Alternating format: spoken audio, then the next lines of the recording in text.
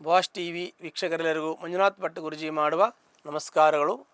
ವೃಷಭ ರಾಶಿ ಫೆಬ್ರವರಿ ಮಾಸ ಭವಿಷ್ಯ. ಈ ಒಂದು ಫೆಬ್ರವರಿ ತಿಂಗಳಿನಲ್ಲಿ ಅಂದರೆ ಈ ಮಾಸದಲ್ಲಿ ಈ ಒಂದು ವೃಷಭ ರಾಶಿಯವರಿಗೆ ಯಾವ ರೀತಿಯಾಗಿರ್ತಕ್ಕಂಥ ಫಲಗಳಿರುತ್ತೆ, ಶುಭ ಅಶುಭ ಫಲಗಳಿರುತ್ತೆ ಎಂಬುದನ್ನು ಈಗ ನೋಡೋಣ. ವೃಷಭ ರಾಶಿಯಲ್ಲಿ ಇರತಕ್ಕಂಥ ವ್ಯಕ್ತಿಗಳಿಗೆ ಸಾಕಷ್ಟು ಕಷ್ಟ ಕಾರ್ಪಣ್ಯದಿಂದ ಬಂದಿರತಕ್ಕಂಥ ವ್ಯಕ್ತಿಗಳು, ಸಾಕಷ್ಟು ಪರಿಶ್ರಮವನ್ನು ಪಟ್ಟಿರ್ತಕ್ಕಂಥ ವ್ಯಕ್ತಿಗಳು, ಪರಿಶ್ರಮ ಪಟ್ಟು ಒಂದು ಹಂತಕ್ಕೆ ಬರಬೇಕಾದ್ರೆ ಸಾಕಷ್ಟು ತಾವು ಅದಕ್ಕೆ ಸಾಕಷ್ಟು ತೊಂದರೆಯನ್ನು, ತೊಡಕುಗಳನ್ನು, ವಿಘ್ನಗಳನ್ನು ಅನುಭವಿಸ್ಕೊಂಡು ಬಂದಿದ್ದೀರಿ. ಹೀಗೆ ವೃಷಭ ಅಂತಂದರೆ ನಮ್ಮಲ್ಲಿ ನಾವು ಹೇಳಬೇಕು ಅಂತ ವ್ಯಾವಹಾರಿಕವಾಗಿ ಹೇಳಬೇಕಂದ್ರೆ ವೃಷಭ ಅಂದರೆ ಎತ್ತಿಗೆ ನಾವು ವೃಷಭ ಅಂತ ಹೇಳ್ತೀವಿ. ಎತ್ತನ್ನು ವೃಷಭ ಅಂತ ಎತ್ತು ಏನು ಮಾಡುತ್ತೆ ಅಂದರೆ ಎತ್ತುಗಾಣ ಸುತ್ತದೆ, ಆದರೆ ಅದಕ್ಕೆ ಫಲ ಇಲ್ಲ, ಫಲ ಯಾರೋ ತಗೋತಾರೆ. ಹಾಗೆ ವೃಷಭ ರಾಶಿ ತುಂಬ ಪರಿಶ್ರಮ ಪಟ್ಟಿರ್ತಕ್ಕಂಥ ರಾಶಿ. ವೃಷಭ ಹೇಗೆ ಉಳುವಾಗ ಹೇಗೆ ರೈತನಿಗೆ ತನ್ನ ಪರಿಶ್ರಮದಿಂದ ರೈತನಿಗೆ ಫಲ ಕೊಡುತ್ತೆ, ಉಳುಮೆಯನ್ನು ಮಾಡಿ ರೈತನು ಅದರ ಫಲವನ್ನು ತೆಗೆದುಕೊಳ್ತಾನೆ. ಹಾಗೆ ಈ ಒಂದು ರಾಶಿ ಬಹಳ ಕಷ್ಟಪಟ್ಟು ಸಮಾಜಕ್ಕೆ ಒಳ್ಳೇದು ಮಾಡಿರ್ತಕ್ಕಂಥ ರಾಶಿ, ಜನಕ್ಕೆ ಒಳ್ಳೇದು ಮಾಡಿರ್ತಕ್ಕಂಥ ರಾಶಿ, ತಮ್ಮ ಸಂಬಂಧಿಕರಿಗೆ, ರಕ್ತ ಸಂಬಂಧಿಕರಿಗೆ, ನೆಂಟರಿಗೆ, ಇಷ್ಟರಿಗೆ, ಬಂಧು ಬಳಗ ಎಲ್ಲರೂ ಕೂಡ ಒಳ್ಳೇದು ಮಾಡಿರ್ತಕ್ಕಂಥ ರಾಶಿಯವರು ಈ ವೃಷಭ ರಾಶಿಯವರು. ಈ ವೃಷಭ ರಾಶಿಯವರು ತನಗೆ ಎಷ್ಟೇ ಕಷ್ಟ ಆದರೂ ಕೂಡ ಬೇರೆಯವರಿಗೆ ಒಳ್ಳೆಯದಾಗಬೇಕು, ಬೇರೆಯವರಿಗೆ ಒಳ್ಳೆಯ ರೀತಿಯ ಒಂದು ಶುಭಫಲಗಳು ದೊರಕಬೇಕು, ಮತ್ತು ಬೇರೆಯವರಿಗೆ ನನ್ನಿಂದ ತೊಂದರೆ ಆಗಬಾರ್ದು, ಬೇರೆಯವರಿಗೆ ನನಗೆ ಎಷ್ಟೇ ಕಷ್ಟ ಆದರೂ ಪರವಾಗಿಲ್ಲ ಎನ್ನುವಂಥ ಒಂದು ಮನಸ್ಥಿತಿಯನ್ನು, ಚಿಂತನೆಯನ್ನು ಇಟ್ಟುಕೊಂಡು ಬಂದಿರತಕ್ಕಂಥವ್ರು ಅವರಿಗೆ ದೇವರು ಕೈ ಬಿಡೋದಿಲ್ಲ ಅಂತ ನಾವು ಹೇಳ್ಬೋದು. ಯಾವುದೇ ಇದ್ದರೂ ಕೂಡ ನಾವು ಮಾಡಿರ್ತಕ್ಕಂಥ ಒಂದು ಒಳ್ಳೆಯ ಕೆಲಸ, ಯೋಚನೆ, ಚಿಂತನೆ ಆಧ್ಯಾತ್ಮಿಕವಾಗಿ ಮಾಡಿದ್ದಿರಲಿ, ಲೌಕಿಕ ಅಲೌಕಿಕ ಯಾವುದೇ ಇದ್ದರೂ ಕೂಡ ಭಗವಂತನ ಲೆಕ್ಕದಲ್ಲಿ ಅದು ಇರುತ್ತೆ. ಹಾಗಾಗಿ ಭಗವಂತ ನಿಮ್ಮ ಕೈಯನ್ನು ಬಿಡೋದಿಲ್ಲ, ಯಾರು ಬಿಟ್ಟರೂ ದೇವ್ರ ಕೈ ಬಿಡೋಲ್ಲ ಎನ್ನುವಂಥ ಒಂದು ಆತ್ಮವಿಶ್ವಾಸವನ್ನು ತಾವು ಇಟ್ಕೊಂಡು ಇಷ್ಟು ದಿನ ಮುಂದೆ ಬರ್ತಾಯಿದ್ದೀರಿ. ಅಂದರೆ ಜೀವನದಲ್ಲಿ ಒಂದು ಹಂತಕ್ಕೆ ಬರಬೇಕು ಅಂದರೆ ಬಹಳ ಕಷ್ಟಪಟ್ಟಿದ್ದೀರಿ ತಾವು. ಈಗ ನಿಮ್ಮ ಜೀವನ ತುಂಬ ಚೆನ್ನಾಗಿರುತ್ತೆ, ಮುಂದೆ ಭವಿಷ್ಯದಲ್ಲಿ ಚೆನ್ನಾಗಿರುತ್ತೆ. ಆದರೆ ಈ ಒಂದು ಮಾಸ ಅಂದರೆ ಈ ಫೆಬ್ರವರಿ ಮಾಸದಲ್ಲಿ ಹೇಗಿರುತ್ತೆ ಅಂತಂದರೆ ನಿಮಗೆ ಆರ್ಥಿಕವಾಗಿ ಸಾಕಷ್ಟು ತೊಂದರೆಗಳಾದರೂ ಕೂಡ ಚೇತರಿಸಿಕೊಳ್ಳುವಂಥ ಯೋಗ ಇದೆ. ಕೊಡೋದಿದ್ದರೆ ಕೊಡೋದು, ತೆಗೆದುಕೊಳ್ಳೋದು ವ್ಯವಹಾರದಲ್ಲಿ ಮಧ್ಯಮವಾಗಿದೆ. ಅಂದರೆ ಬರೋದು, ತೆಗೆದುಕೊಳ್ಳೋದು, ಕೊಡೋದು ಎಲ್ಲ ಸರಿ ಹೋಗ್ತದೆ, ತುಂಬ ಅನುಕೂಲ ಇದೆ ಅಂತಲ್ಲ, ಬಟ್ ನಿಮಗೆ ತೊಂದರೆ ಆಗಲ್ಲ ಅಂತ ನಾವು ಭರವಸೆಯನ್ನು ನಿಮಗೆ ಕೊಡ್ಬೋದು. ಆರ್ಥಿಕ ಸ್ಥಿತಿಯನ್ನು ಚಿಂತನೆ ಮಾಡಿದಾಗ, ನಿಮ್ಮ ಆರೋಗ್ಯ ಸ್ಥಿತಿಯನ್ನು ನೋಡಿದಾಗ ನಿಮಗೆ ಆರೋಗ್ಯ ಚೆನ್ನಾಗಿರುತ್ತೆ. ಸ್ವಲ್ಪ ಮಟ್ಟಿಗೆ ಜಾಯಿಂಟ್ ಪೇಯ್ನ್ ಇರುತ್ತೆ, ಕತ್ತು ನೋವು ಬರುತ್ತೆ, ತಲೆ ನೋವು ಬರುತ್ತೆ, ಸ್ವಲ್ಪ ಕಾಲು ಪಾದ ನೋವು ಬರುತ್ತೆ, ಕೈ ಗಂಟು ನೋವು ಬರುತ್ತೆ, ಸ್ವಲ್ಪ ಆಯಾಸ ಸುಸ್ತು ಸಾಯಂಕಾಲಕ್ಕೆ ಆಗುತ್ತೆ.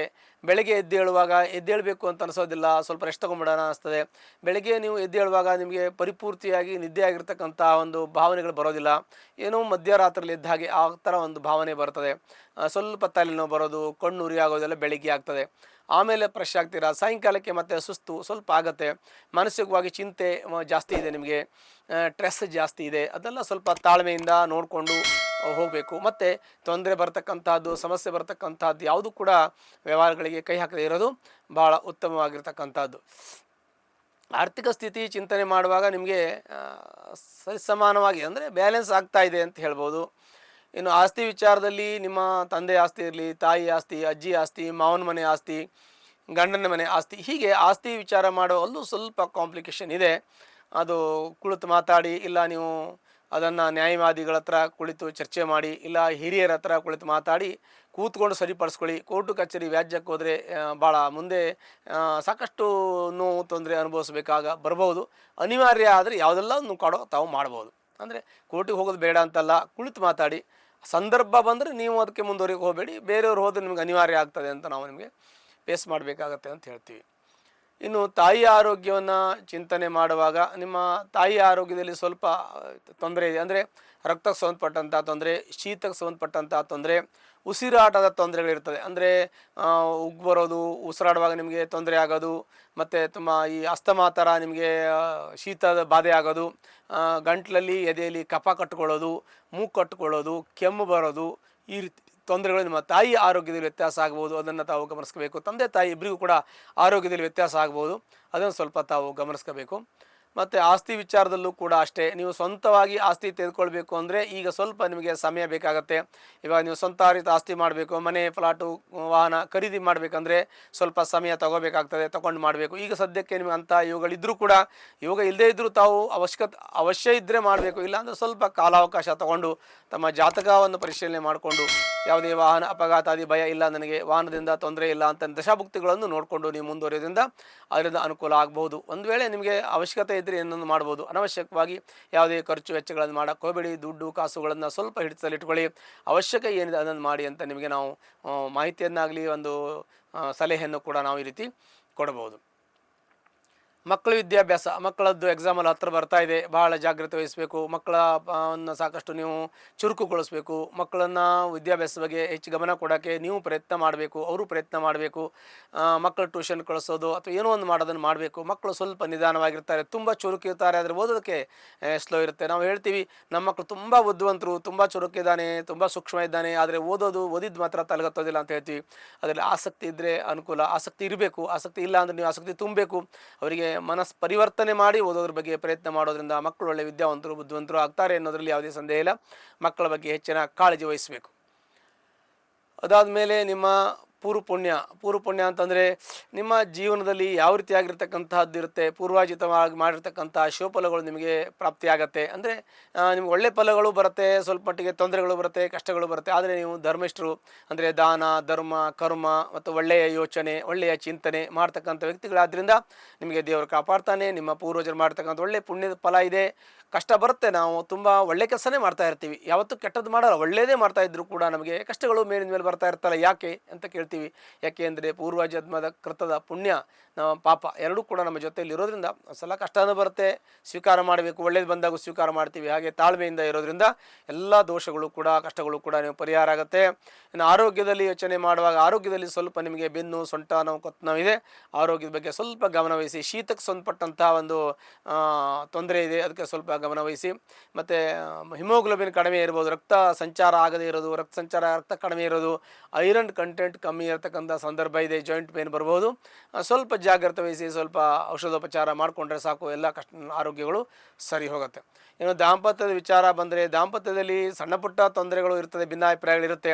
ಅದು ದೊಡ್ಡ ಸಮಸ್ಯೆ ಏನೂ ಇಲ್ಲ. ನಿಮಗೆ ದೊಡ್ಡ ಸಮಸ್ಯೆಗಳು ತೊಂದರೆ ಇದ್ದರೆ ನೀವಿಬ್ಬರ ಜಾತಕವನ್ನು ಪರಿಶೀಲನೆ ಮಾಡ್ಕೊಳ್ಳಿ, ಅದರಿಂದ ನಿಮಗೆ ಪರಿಹಾರ ಸಿಗ್ಬೋದು, ಸಿಕ್ಕತ್ತೆ, ಅದರಲ್ಲಿ ಪರಿಹಾರ ಮಾಡ್ಕೊಳ್ಳಿ ಅಂತ. ಇಲ್ಲ ಅದು ಕೂತ್ಕೊಂಡು ಮಾತಾಡಿ ಸರಿಪಡಿಸ್ಕೊಳ್ಳಿ, ಅದರಲ್ಲೂ ಕೂಡ ನಿಮಗೆ ಒಳ್ಳೆಯ ಒಂದು ಧನಾತ್ಮಕ ಸಂದೇಶ ಬರುತ್ತೆ ಅಂತ ನಾವು ನಿಮಗೆ ಹೇಳ್ಬೋದು. ಇನ್ನು ನಿಮ್ಮ ಒಂದು ಯೋಚನೆ ಚಿಂತನೆ ಯಾವಾಗ ಫಲಿಸುತ್ತೆ, ಇನ್ನು ಪ್ರಮೋಷನ್ ಯಾವಾಗ ಆಗುತ್ತೆ ಅಂದರೆ ಪ್ರಮೋಷನ್ ಆಗೋಕ್ಕೆ ಸ್ವಲ್ಪ ಅವಕಾಶ ತಗೊಳುತ್ತೆ. ಉದ್ಯೋಗದಲ್ಲಿ ನಿಮಗೆ ಕೆಲಸ ಸಿಗದೇ ಇರೋರಿಗೆ ಕೆಲಸ ಸಿಗೋಕ್ಕೆ ಸ್ವಲ್ಪ ಟೈಮೇ ತಗೊಳುತ್ತೆ. ಇನ್ನು ಕೆಲವೊಂದಷ್ಟು ಉದ್ಯೋಗ ಮಾಡೋರು ಇರ್ತಾರೆ, ನಾನು ಉದ್ಯೋಗವನ್ನು ಸ್ವಂತ ಮಾಡ್ತೀನಿ ಅನ್ನೋರಿಗೂ ಸ್ವಲ್ಪ ಸಮಸ್ಯೆ ಇದೆ. ಅಂದರೆ ಎಲ್ಲ ತಾಳ್ಮೆಯಿಂದ ಇರಬೇಕು ಅಂತ ನಾವು ಹೇಳ್ತಾ ಇದ್ದೀವಿ. ಅವಸರ ಮಾಡ್ಕೊಳ್ಳೋಕೆ ಹೋಗಬೇಡಿ ಅಂತ. ಅವಸರ ಮಾಡ್ಕೊಳ್ಳೋದು ಬೇಡ, ತಾಳ್ಮೆಯಿಂದ ಇರಿ. ನೀವು ಸ್ವಂತ ಉದ್ಯೋಗ ಮಾಡೋರು ಸ್ವಲ್ಪ ನಿಮ್ಮ ಜಾತಕ ಪರಿಶೀಲನೆ ಮಾಡ್ಕೊಳ್ಳಿ.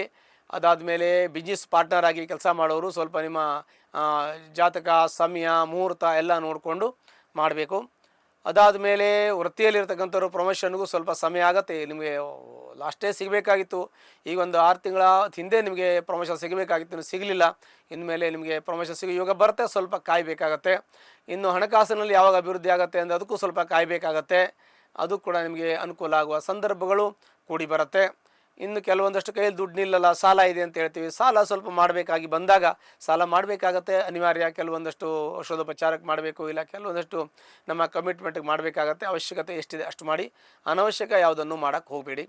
ಖರ್ಚು ವೆಚ್ಚಗಳು ಜಾಸ್ತಿ ಇದೆ, ನಿಮಗೆ ಖರ್ಚು ತುಂಬ ಇದೆ, ಕೈಯಲ್ಲಿ ದುಡ್ಡು ನಿಲ್ಲಲ್ಲ, ಈ ಥರ ಸಮಸ್ಯೆಗಳು ಕೂಡ ಇದೆ.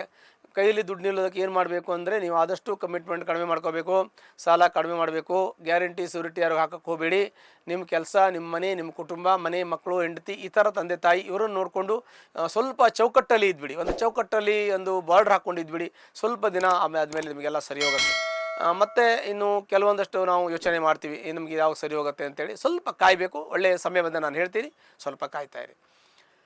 ಒಂದು ವೇಳೆ ನಿಮಗೆ ಇಂಥ ಒಂದು ವೃಷಭ ರಾಶಿಯಲ್ಲಿರೋರು ಕಷ್ಟದಲ್ಲಿದ್ದರೆ ಅದಕ್ಕೆ ಸಂಬಂಧಪಟ್ಟಂಥ ಪರಿಹಾರ, ಹತ್ತಿರಲ್ಲಿರ್ತಕ್ಕಂತಹ ಅಮ್ಮನವರ ದೇವಸ್ಥಾನಕ್ಕೆ ಹೋಗಿ ಶುಕ್ರವಾರ ದಿವಸ ಕುಂಕುಮಾರ್ಚನೆ ಮಾಡೋದ್ರಿಂದ ನಿಮ್ಮ ಎಲ್ಲ ಕಷ್ಟಗಳು ಕೂಡ ಪರಿಹಾರ ಆಗುತ್ತೆ.